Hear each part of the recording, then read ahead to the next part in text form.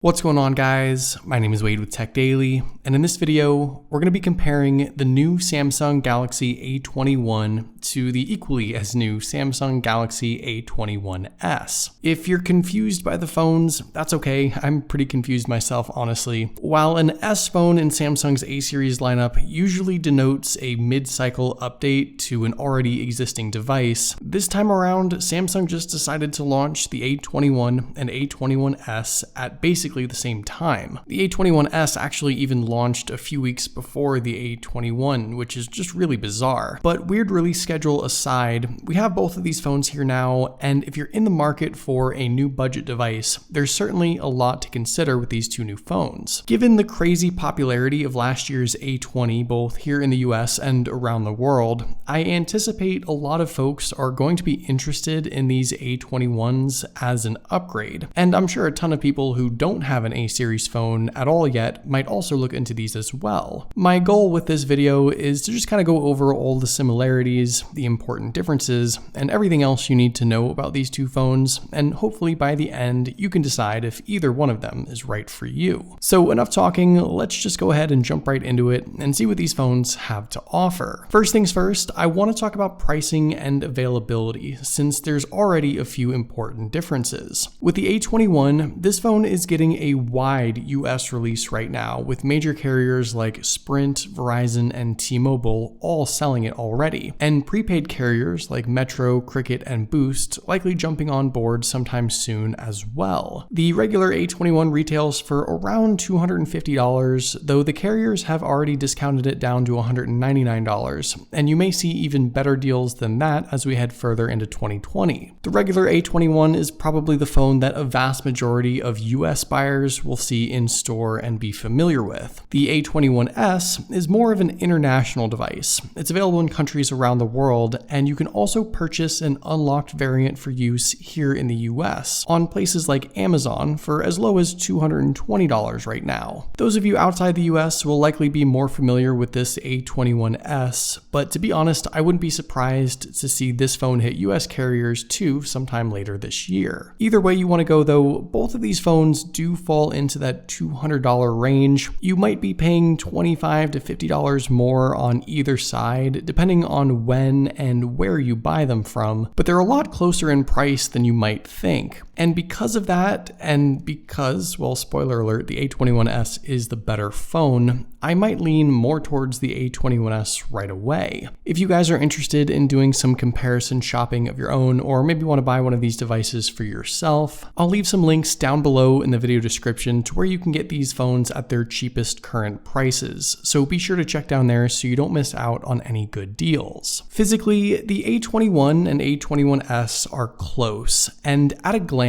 they look almost identical. They even have the same default wallpaper, which just adds to the confusion. But they are actually different phones. Different size, slightly different design and housing, and fortunately, you can tell them apart pretty easily if you have them in your hands. Size-wise, they're both technically 6.5-inch phones. That's the screen measurement at least. But you can see that the regular A21 is slightly larger than the A21s, a bit taller by about 4 or 5 millimeters. The regular A21 is also a tiny bit wider, though that's less obvious, while the A21s is a few millimeters thicker. The main physical difference up front, at least, that contributes to the size discrepancy has to do with those bezels. You can see across the top, at least, both phones have the same newer, refreshed Infinity O hole punch cutout for the front camera. That's kind of a nice change. It certainly gives the phone a more modern look, and things are pretty even up top. But down below, the regular A21 rocks a much larger bottom chin compared to the slightly less obvious A21s. Side by side, you can really tell a difference, and I think this big bottom bezel is mainly what has the A21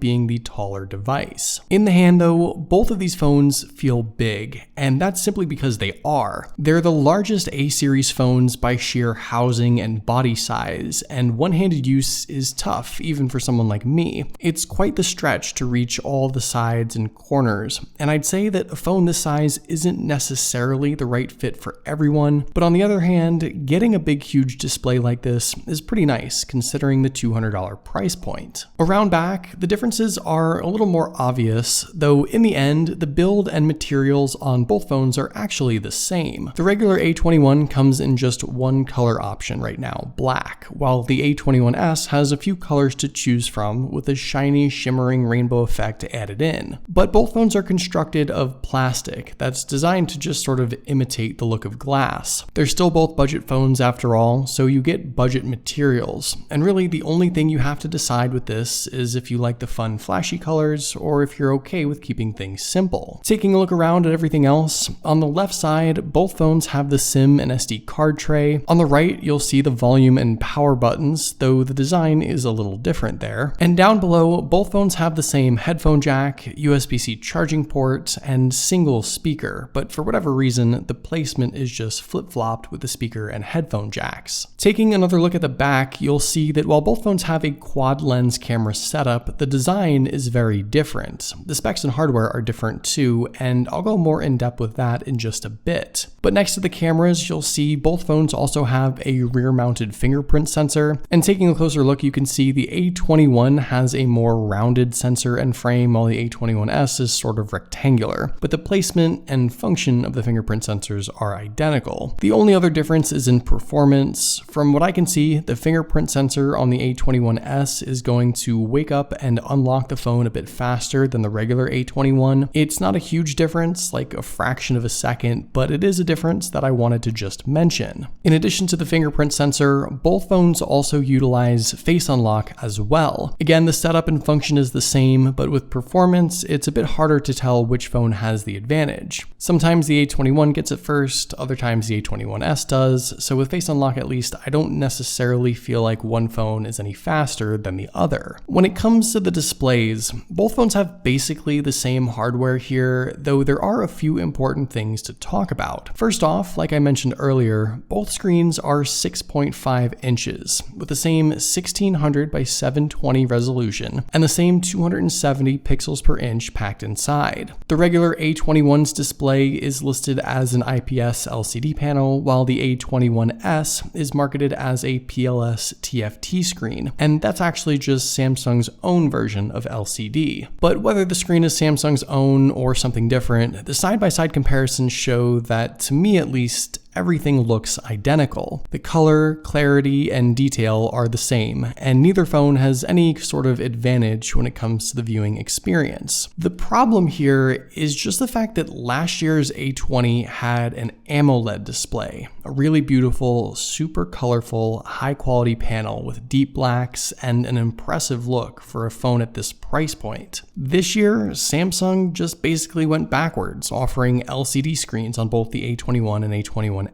I don't really understand the move. I think it was a terrible decision, to be honest, and is likely the one reason why I wouldn't immediately jump up to either of these phones if I had the A20. The lack of AMOLED is a big disappointment, but it is what it is, and in the end, the screens and viewing experience with these phones aren't bad as they are. They just, in my opinion, are worse from last year's phones, which doesn't make a whole lot of sense. And in regards to the out loud listening experience, both phones have the exact same single speaker setup, and they sound the same too. No advantage here, and no stereo sound either, but a decent enough speaker to use if you want to. As far as the internal specs and performance, this is where the difference in these two phones starts to come out a bit more, though to be totally honest, the real-world performance isn't as drastic as I had expected. First off, the regular A21 packs the MediaTek Helio P35 processor, paired with 3GB of RAM and 32GB of built-in storage, and this is the only configuration option you can choose for this phone. The A21s offers Samsung's brand new budget-focused Exynos 850 processor, the option of either 3, 4, or 6GB of RAM, and the option of 32 or 64GB of built-in storage. Now here are the Geekbench and Antutu scores, so you can get a numeric value for each phone. The A21s with the new Exynos processor looks to be a bit more powerful, though not by by much. And by the way, my A21s is the 4GB of RAM, 64GB of storage model, so that should put things into perspective too. Both phones do ship with Android 10 and Samsung's One UI 2, so the user experience is pretty much the same. And you can see that with some stock Android apps, a side-by-side speed test shows these phones are almost identical at times. Though when you move over to third-party apps and start to have some things loaded, the A21s pulls ahead. Now, to be totally honest, these are still both budget phones, so you have to keep your expectations in check. But speaking on the regular A21 first,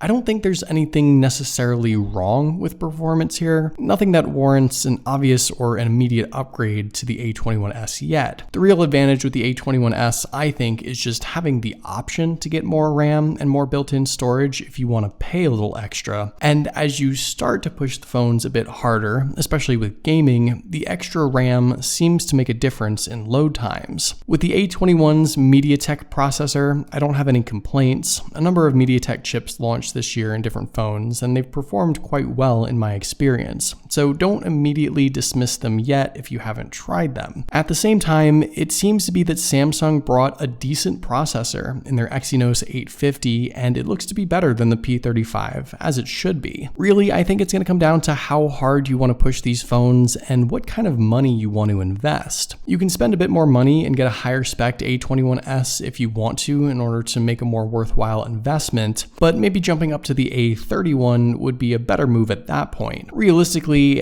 at basically the same price, the A21s is the better value in general with performance and specs, but to be totally honest, the difference just isn't as extreme as maybe I had hoped for. Now, when it comes to battery size, we do actually get a big difference. The regular A21 packs a really solid 4,000 mAh capacity battery inside, but the A21s ups the ante with a 5,000 mAh battery. That bump up means an extra couple of hours on the A21s potentially, which could come in handy, though really both of these phones offer stellar battery life in general already. If it's really important to you, the A21s though does offer quite a bit of extra juice. Finally, let's talk cameras, and once again, this is where these two phones differ quite a bit. While they both pack quad lens setups, the hardware is pretty different. The A21 offers just a 16 megapixel main shooter, 8 megapixel ultra wide lens, 2 megapixel macro, and 2 megapixel depth sensor. The A21s has a significantly better 48 megapixel main lens, and the same 8 megapixel ultra wide, 2 megapixel macro, and 2 megapixel depth sensor. On the software side of things, with the shooting modes and features, everything is pretty much identical. You get live focus, panorama, pro controls, wide angle, macro, and more.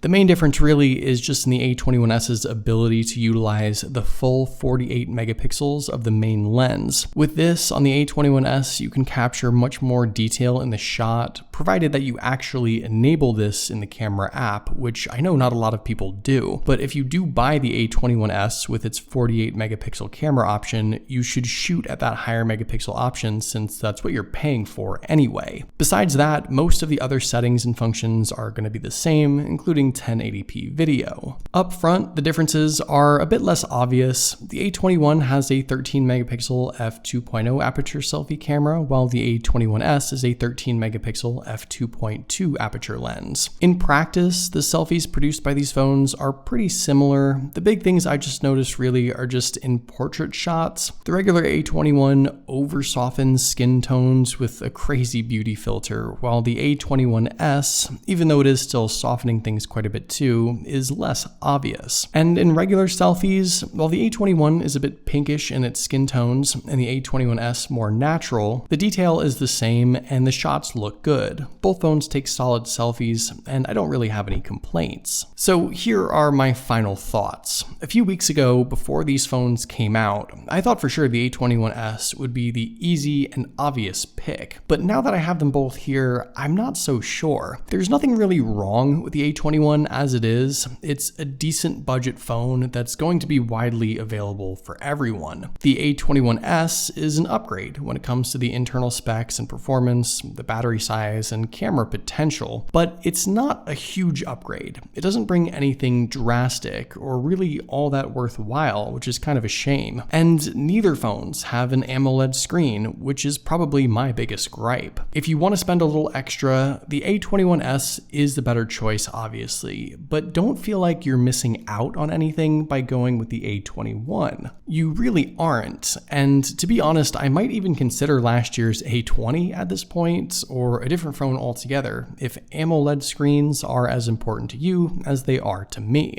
So there you go, that's everything you need to know about the Samsung Galaxy A21 and A21s. What do you guys think? Which phone do you prefer? Is the A21s even worth getting? Let me know in the comments down below. I'd love to know your thoughts, of course. But hopefully you guys did enjoy this video. Be sure to follow TechDaily on Twitter and subscribe to the TechDaily YouTube channel if you haven't already, and I'll see you guys later.